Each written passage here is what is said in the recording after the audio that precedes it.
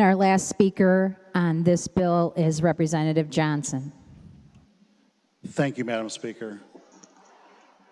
Back in September of 2021, shortly after I announced my candidacy for the seat, I was approached by a local activist who asked if I'd be willing to tell the story at an upcoming women's rights event of a 33-year-old mother from Rock Island that died 6 months prior to the Roe v. Wade decision due to preeclampsia.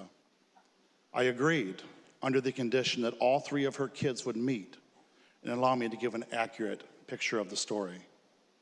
The oldest daughter was 11 at the time of her mother's death and was the only one of the kids with any memory of their mother's story. The son, who was 8, he had no memory of his mother, and the youngest daughter was only 15 months old at the time of the mother's passing. The mother's name was Shirley Hunter, and with each pregnancy she suffered through life-threatening preeclampsia.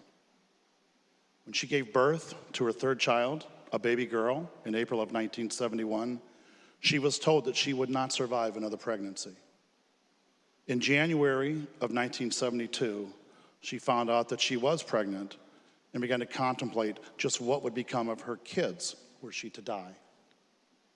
The world was much, much different then, and earning money for a single mother was incredibly difficult. But she scrimped and she saved, and she refused to take her medication to save on costs. But she was finally able to save enough money to go to New York. New York at that time was the only place where you could get a legal and safe abortion in our country. But by the time she got there, she was told she was too far along and nothing could be done. She returned home to Rock Island with essentially a death sentence. The older sister talked about how her mother had spent her last 4th of July with the kids watching the fireworks and eating ice cream, knowing that it would be her last. She died 9 days later. Kathy, the sister, talked about how she only found out a few days later at the funeral home that the man that she had called Dad for as early as she could remember, and the father of the other two, was actually not her biological father, and she was taken away from the funeral home kicking and screaming as she was torn away from her siblings and went to live with her father and a new family. She never lived with her siblings again. The younger sister, Tracy, she talked about how she went through life, always feeling like everyone viewed her as a little girl that lost her mom and never be at peace about knowing her past. The son had spent 49 years running from the past and was unwilling to confront it. He had absolutely no memory of his mother, and it bothers him to this day that he cannot remember the sound of her voice in times of crisis or even what she looks like. The first 8 years of his life were wiped clean.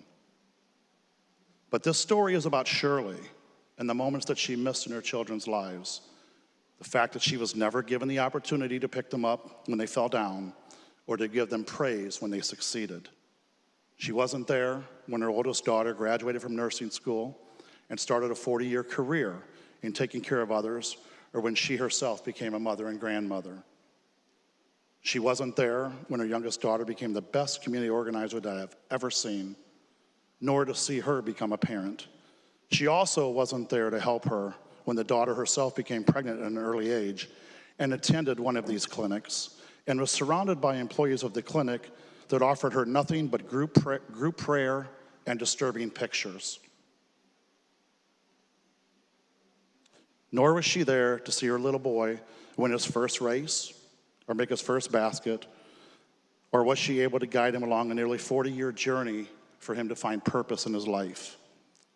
Finally, she was not there in January of this year when her son was sworn into the 103rd General Assembly of this chamber. Shirley Hunter was my mother, and these girls were my sisters. And our lives were thrown into chaos because our mother had no other option than to die and leave us. An increasingly activist Supreme Court has created a situation in which countless more families, just like ours, will be thrown into chaos, and women and families all over the world will experience the same grief and trauma that ours did. I am honored to serve along with 117 other members of this House. And I absolutely believe I would not be here had not the experience in my life formed my social core. All that being said, I would trade every day here and every day the last 50 years if I'd had my mother to walk along me on my path through life. I want to thank the sponsor for this bill. Prior to last June, I was at least cognizant of the fact that this was never going to happen to any other little girls, any other 8-year-old boy, any other women. Can't say that anymore. I now worry about our future going forward. And I will also tell you that it has been painful the last year and a half. Every single time I tell this story, it takes a chunk out of me. It does.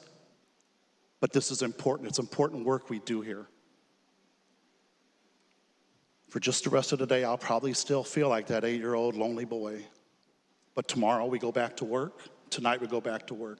And that work includes protecting women and their ability to make their own health care decisions. Thank you.